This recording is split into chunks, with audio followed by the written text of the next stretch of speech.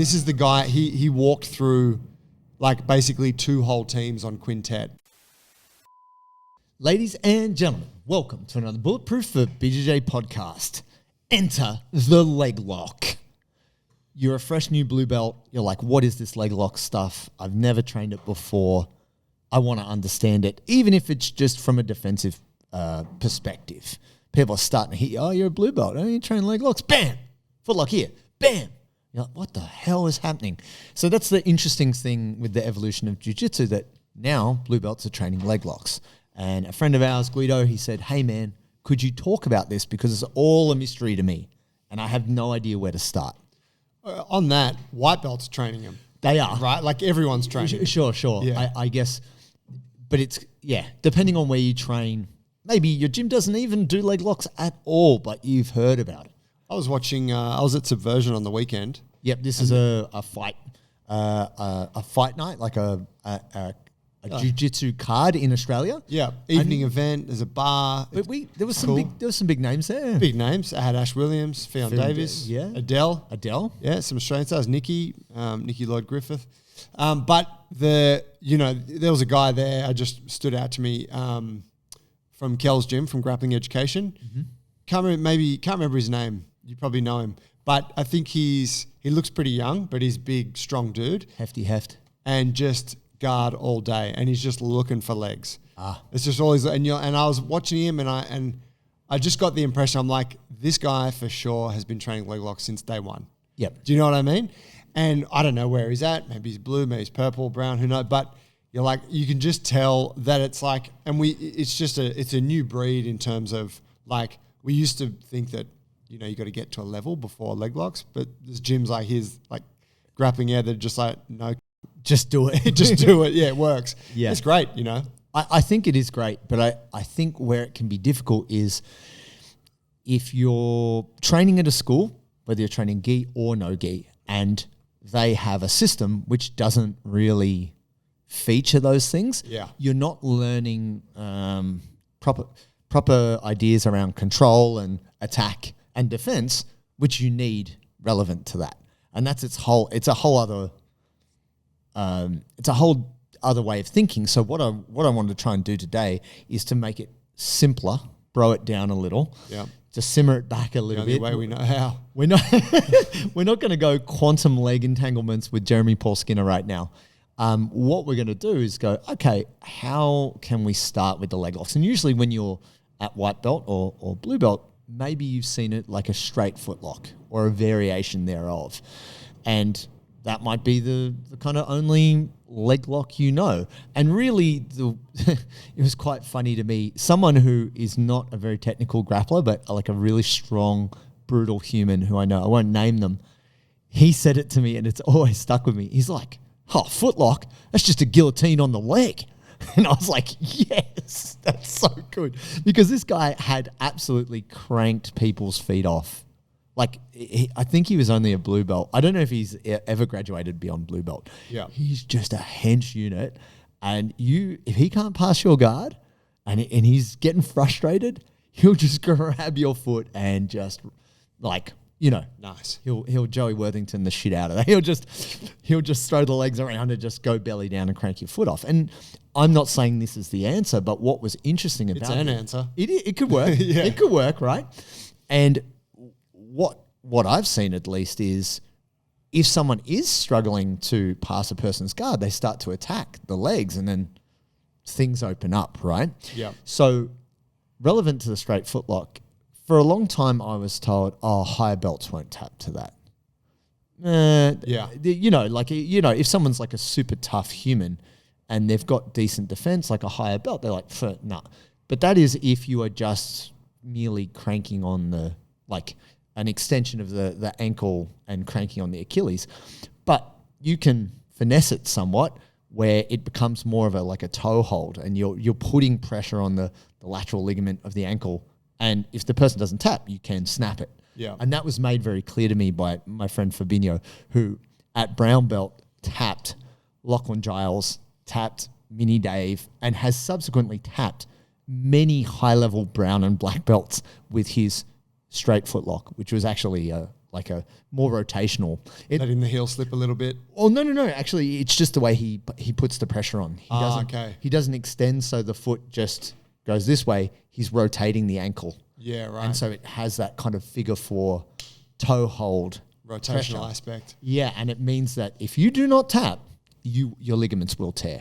Yeah, I mean similar to an Aoki lock as well, isn't it? Aoki goes like the other way. Yeah. But it's that same idea of like still looks like a straight foot lock, but you're actually like whenever I get an Aoki lock put on me, it's my knee that I feel. Yes. You know, and you're like, oh, this is like a heel hook. It is, yeah. But it's totally legal, right? For lower belts. Depending, yeah. And that can be the confusion. And the question that had come through was like, how do I defend this shit? Like, what do I do? And for me, the thing that stood out, because I would always just... Before we go there, please, can we just talk about this old belief that straight footlocks don't work on high-level people? Do you find you get thirsty at training? I do all the time. I'm a sweaty human and I need to hydrate. Now, the biggest problem is by the time you're thirsty, it's a little bit late. You need to hydrate. And that's why we got Sodi. Sodi is sponsoring the show. We've got all the colors of the rainbow. Great flavors here. We've got salty citrus, salty pineapple, salty berry, and my favorite, salty grapefruit. And they will be releasing 2 new mystery flavors soon. So why do we need this? It's going to prevent our muscle cramps. It's going to help our energy delivery. And it's also going to mean you're less tired, which is an advantage when you're training. If you want to maximize your jiu-jitsu and feel good when you're rolling, you need to get Sodi. And when you purchase, enter the code Bulletproof20 at checkout for 20% off. Oh, yeah. Sure. And I think like for people who are newer to the game, a piece of context around that is that the jiu-jitsu that we learned at the time that we did was quite simplified in many ways. And when I look back on it now, I'm like, it's almost the case back then that pretty much once you got a hold of a submission, like people didn't fight their way out of things as much as they do now. And I would make the case that there was less emphasis on the minutia of breaking mechanics. Possibly. Yeah. So a straight footlock and footlocks, which if we go even further back, were like always looked down upon. So by the time we were learning straight footlocks, it was like wrap it like this, go double wrist, like grab your forearm, place the other hand on their shin, and hip into it. And if you're really technical about it, it might be like turn onto your side and extend that way because you got more room. But that was about the extent of the breaking mechanics discussion, right? Sure. And so in that way, I was like, yeah, well, a lot of people will just eat that. It'll hurt them, but it's not going to break anything. Sure. There were people doing it at a high level. What you see now, though, if you look at the straight footlock, is there's so many variations of it, even without this rotational aspect, right? Like just how you organize your legs and the discussion around like the actual how you're applying the breaking mechanics has grown so much. Even hand position.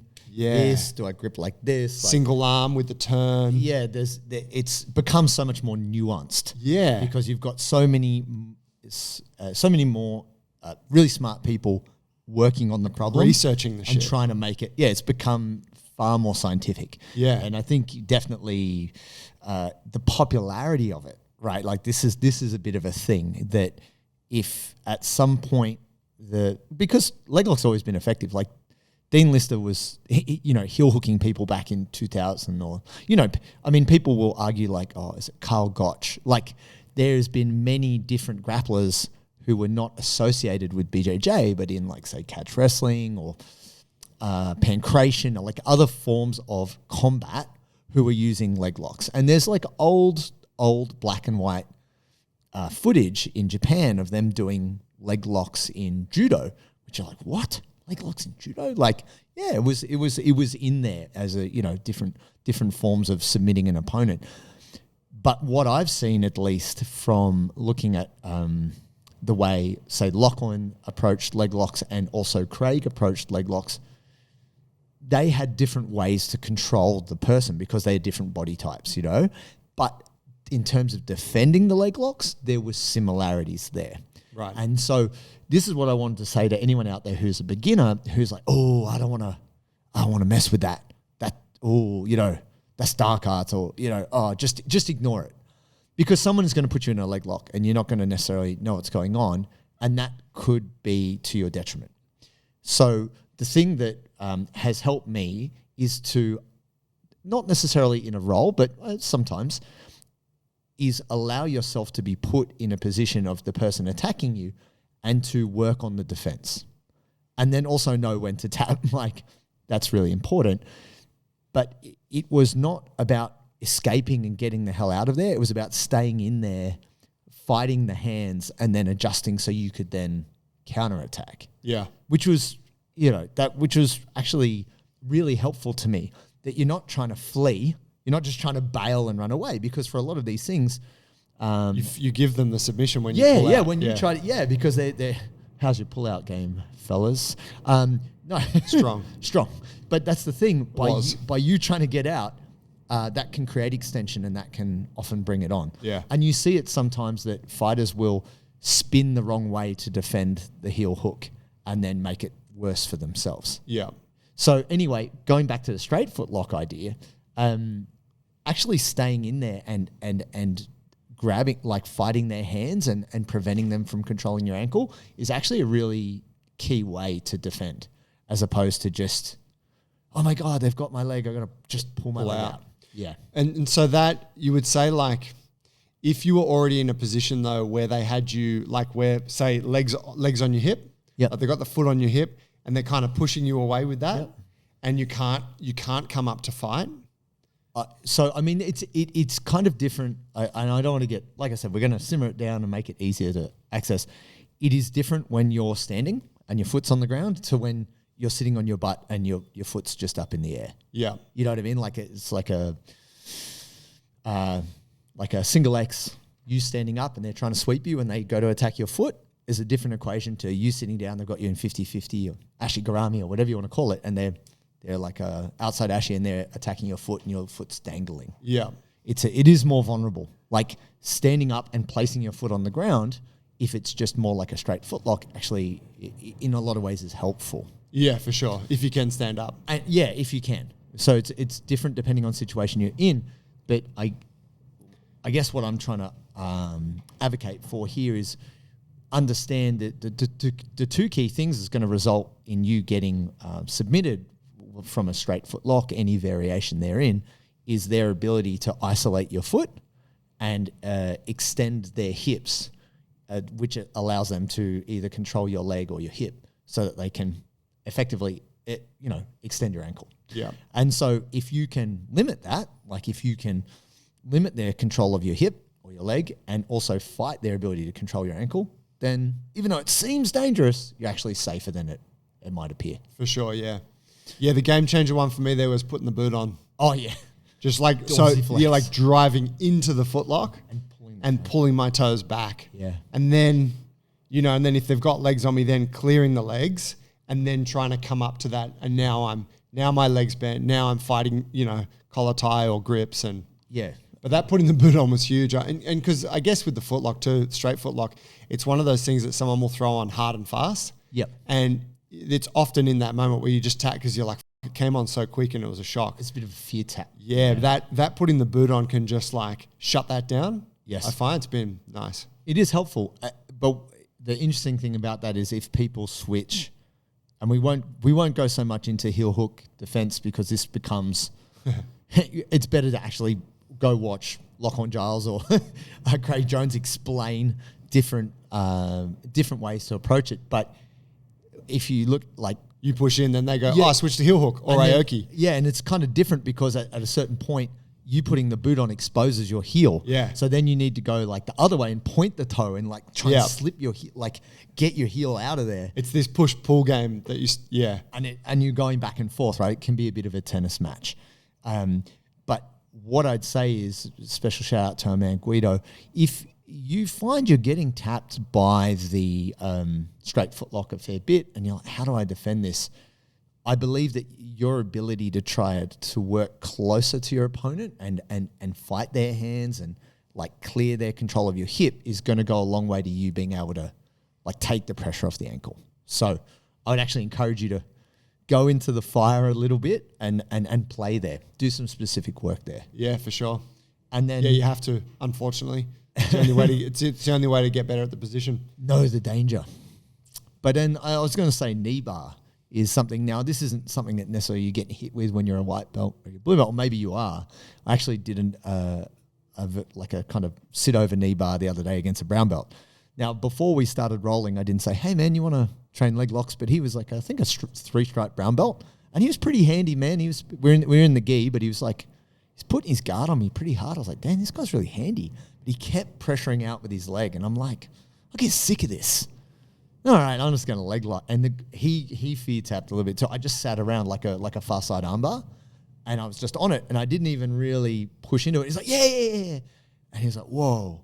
No one's ever done that to me before. I was like, oh, really? Oh, okay, cool. No dramas. Like, it was all good. There was no, he was like, wow, I had no idea. And I was like, yeah, dude, you've been a brown belt a little while. Like, someone might hit you with this. And I feel like it is a reasonably transferable skill because I just said to him, it's the far side armbar on the leg. It's not rocket science. I'm not doing anything too technical here, even though you can have really technical setups for knee bars from guard or from top position. It's the simple mechanics of you extending your hips, controlling the ankle, and kind of hyperextending the knee, and that's pretty easy, So as far as leg locks get, it's a real basic mechanic. So when I was working with guys who were training for MMA, and they were like, not the most technical grapplers, but like tough guys, and they're like, yeah, but we want to, what can we do? And I was like, look, we're, in this position, like the knee bar is very accessible. It's very easy. And most guys at lower level MMA aren't necessarily super savvy in leg locks. So going to the knee bar is like pretty good control, provided, you're not giving too much access to your back because they can't punch you in the back there. Yeah, that's the trade-off, isn't it? If they slip the knee bar, like if you fail it, you're often exposed to a back attack. A little bit of exposure there, but I think the far side one from top position, you're a bit safer. You're a bit safer there. Yeah, because you have your hips under their leg, and so what that means is it's harder for them to just come up on top of you. Yeah, necessarily, especially if your back is to the mat. Ladies and gentlemen, if you want the best gear for BJJ, you need to go to ParryAthletics.com. These are our guys. They support the show. George, great guy. Great creator, awesome colors, awesome styles, and also the best fit. It feels great. And that's the thing. It's not just that it looks good, it feels good. And the thing that for me, I love the most is I can wear the stuff at jiu-jitsu, but then also they've got that other side, the cool side where you can wear it off the mats. And they are our exclusive partner in apparel. If you want to get bulletproof gear, you've got to go to ParryAthletics.com. And when you buy anything at checkout, enter bulletproof20 for 20% off. Oh, yeah. Yeah. But the reason why I wanted to bring that up is I feel like if we can simmer it down, if we think of a guillotine on the foot and an arm bar on the leg, like these are things that you've learnt. Like these are techniques you may be familiar with in a different context. The knee is just the elbow of the leg. Oh, my, what the... Genius. So also, if someone just tries to knee, because that was the thing, when I was a blue belt, I had a white belt guy who'd done MMA and was just a grizzly older cat heel hook me. And I didn't actually know what was going on. It was an outside heel hook, just threw the legs over, reaped the hell out of me, which I thought, oh my God. I didn't even think he's going to explode my knee. I was just like, is anyone seeing this right now? He's reaping me. He put his foot over my hip. Referee, what the hell? And just because I learned, because I was just living in the world of the IBJJF, I was like, oh, despicable. How dare you? And then I was like, oh my, what the f is going on with my knee right now? And I was spinning like just because I just thought I have to stop this somehow. And then my coach came over and said, hey man, are you heel hooking this guy? and he's like, we're not doing that. You're a white belt, he's a blue belt. We're not doing that right now. You're also wearing gis. Like, what are you doing? So then a discussion was had. He's like, oh yeah. Was he heel hooking? Yeah, 100%. Yeah, it was an outside heel hook. Oh, okay. And yeah. I just simply didn't know what was going on.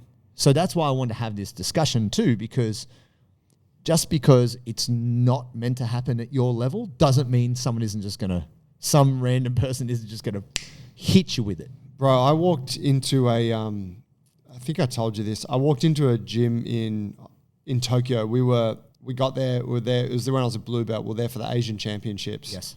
Biggest comp I've ever been to. I'd just gotten my blue belt, and we did like a bit of a training tour in that sort of the days surrounding it. Yes. And one of the gyms we went to, it was like a big deal. It was like myself, my 2 coaches at the time who were competing. Like they weren't there to fucking corner me or some shit. It was like we were all competing, and a few other students, my mate Marcus.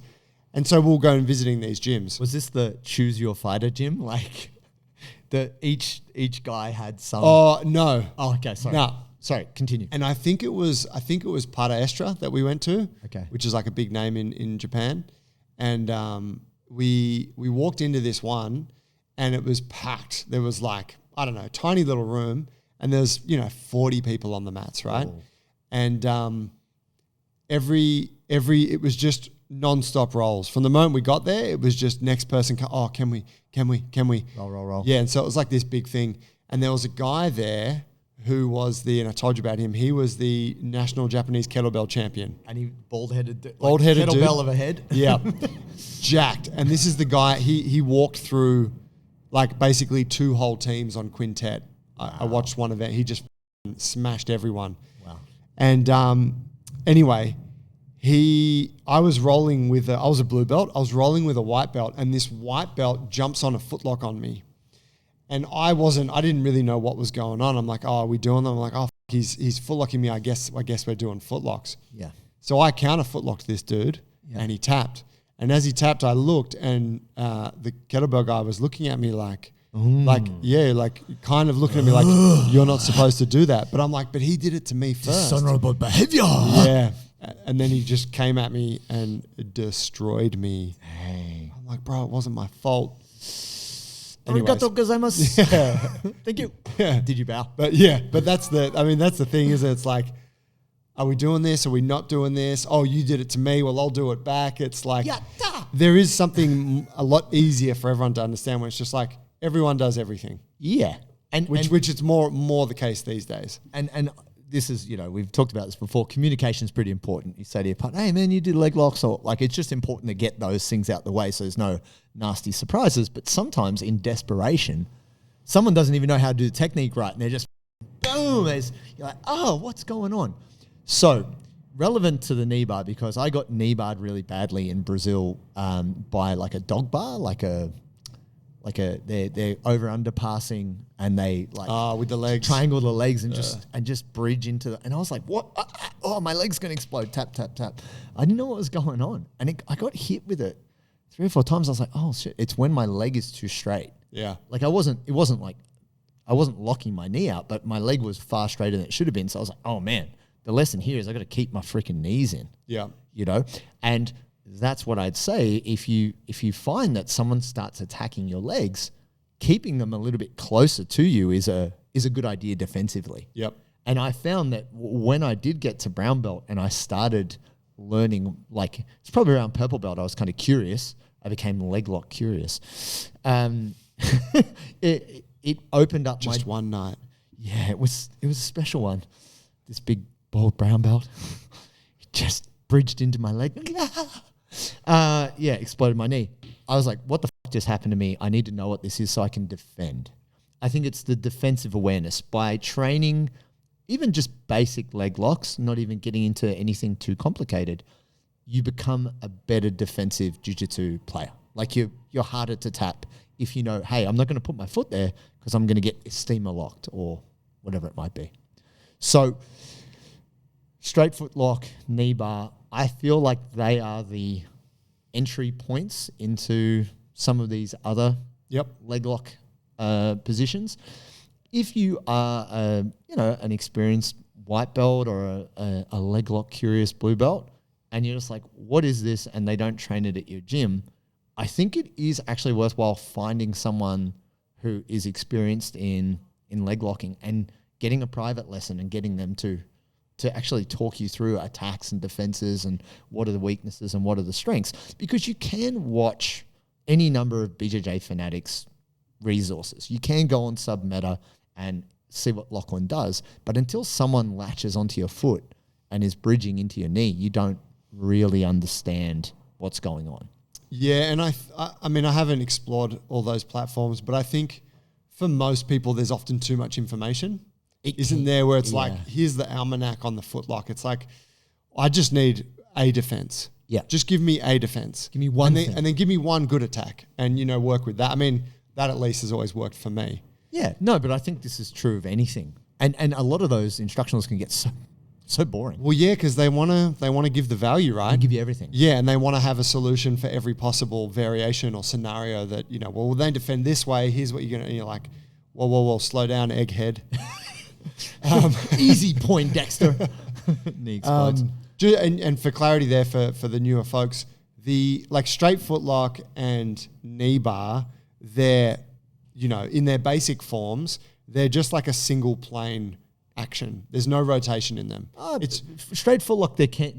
No. They can be, but in their basic form. Yeah. In their basic form, it's just like a hinge. Yes. Right, like an arm bar, and so in that way, they're a simple kind of easy one to get your teeth into.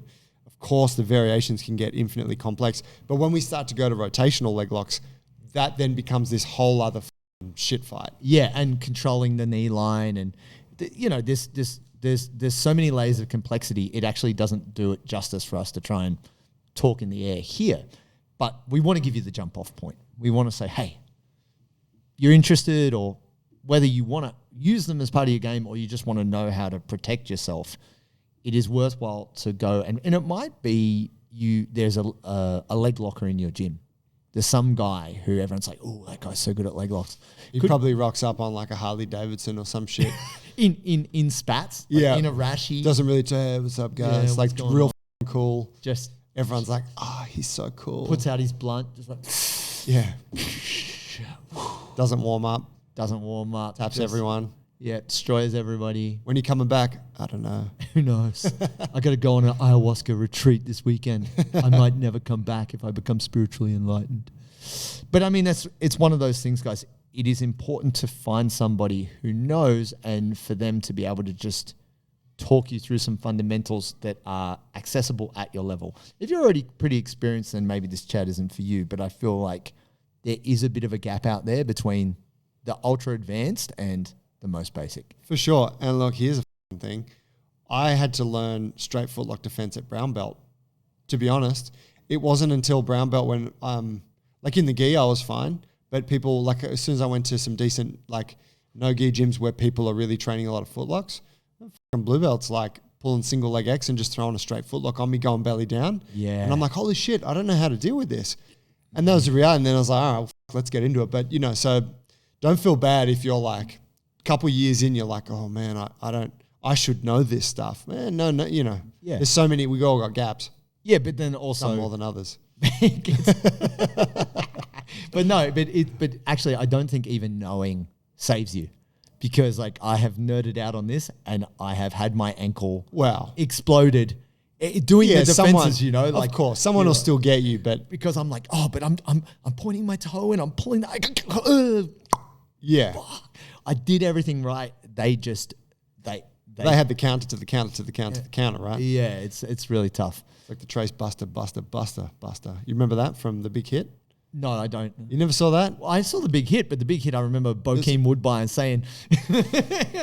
jerking off all the time? Yeah, it's like, since I was 10. Yeah, you never jerked your dick before? He's like, he goes to the chemist. Yeah. It's like right at the end, everything's going down. Like, yeah. And he's like, he's talking about like, what's he say? He's like, buys the moisturizer. I don't want none of this lanolin. Shit. That's my strongest. Oh no! I said aloe vera, motherfucker. Yeah, it's great. But they're trying to pull a heist on someone, and there's the trace buster, which is like, if we've got a trace buster, no one can trace where this call's coming from. Right. But then the other guy has the trace buster. Anyways, you continue. We digress. Yeah. But definitely, I think even if it's just from a point of self-preservation, learning the basics of footlocking, straight footlock, knee bar, learning the defense, learning the attack, it will also help you not just fear tap, which means you'll have a better role. Yeah. You'll be able to work on it and develop. Absolutely. And then whatever, we can have a chat some other day about the rotational stuff. Yeah, and that's where it can get pretty technical. But here's the thing, people. We love jiu-jitsu, and I don't know, dedicated a huge portion of our lives to just thinking about the thing, going back and forth. Same thing with fitness. Like, it's crazy to me just how long, I've been in the gym since I was 10. I'm 40 years old now, but professionally training people like 20 years and just being obsessed with it and enjoying learning more and filtering that. And that's what we try and do. We try and filter like what worked, what didn't work, why did it work, all the ums, ahs, if, buts, all the nonsense, cut it out and give you the direct good info. And why do we do that? Because we love helping y'all. And you know what you can do to help us? Give us a like, give us a subscribe. And if you're listening to this on audio, give us a 5-star rating. It helps us help more people like you. Thank you very much. Peace.